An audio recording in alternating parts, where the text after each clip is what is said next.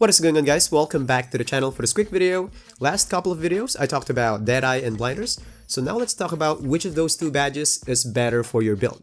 This one here is kind of subjective in some way, but I'll try to give you ideas to find out which one is better fit for your build. Because we all know these badges are kind of expensive, and some of you can only use one.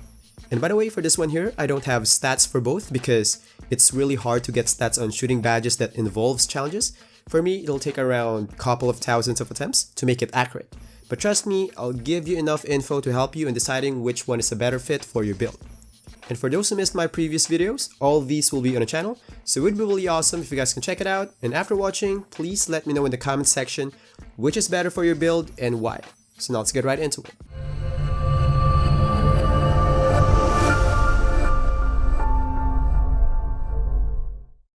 So I will separate this one into two parts. First half will be about the zoning comparison, and the second part will be about the boost comparison. But before we go right into it, I'll give you a quick recap first of my two videos. So on my Deadeye video, I concluded that there was a big change on the badge in terms of activation.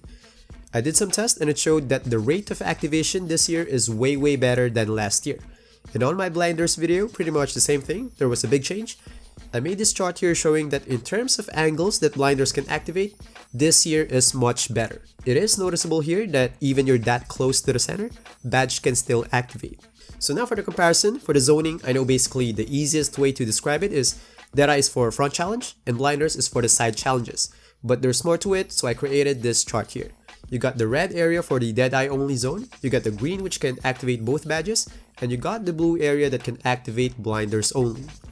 Now, you probably noticed that there was some cases that you're coming from this side here, but still Deadeye activated. That's just because, yeah, the defender came from that direction, but the moment the shot was taken, the defender is already on the green zone. That's why it activated Deadeye, so it's not counted on the blue zone. In here you can see that if you came from that direction but didn't pass the green and blue zone border, it will only activate blinders, proving the point that the blue zone is only for blinders. There might be some small holes on this chart here, but for the most part, that's the division. And by the way, the actual distance of the defender may vary on lots of things like height, wingspan, badges, and other whatnots, so try not to take the distance too seriously. The main focus of this chart here is the angle. So that's it for the zoning. Now let's talk about the boost. These badges here have a lot in common. First, they are both single shot badges. They're not like Green Machine or Volume Shooter that relates to your auto shots, or Clutch Shooter and Combat Kid that relates to your score. These two badges here are pertaining to one shot only. Another common thing about these badges here is for most shooting builds, they belong to the same tier. And the main common thing about these badges here is they are both related to challenge. The only main difference is the angle they activate. So with those being said, my point here is that since they're pretty much the same badge, I assume that it's either their boosts are just the same or really just close to each other, that you don't really need to bother which one has better boosts. Based on my experience on testings for lots of years, I don't think 2K will give these two badges a huge gap.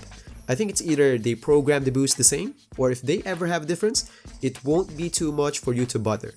So in choosing between these two badges on which is better for your build, I will look at the activation rate. I've been saying this for the last couple of years that if you want to decide between two badges, activation rate over boost, especially if they're pretty much the same badge.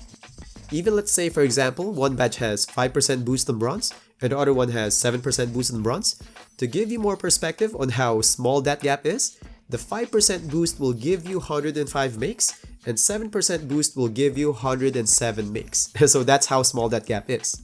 At the end of the day, even I took a couple of thousands of samples to get stats, it still won't justify which one is better because it's hard to compare stats between a front challenge and side challenge anyway. Of course, it's still good to look at shooting badge stats to find the best value upgrade, but my point here is that in terms of deciding which badge is better for you, Deadeye or blinders, look at the activation rate. It's more important. Now that I showed you this chart here, now you can have an idea which one will have more chances to activate on your playstyle.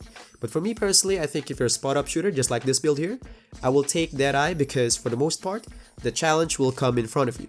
And if you're an ISO guy who fades and all those kind of shots, I will take blinders. So again, please let me know in the comments section what do you think is better for your build and why.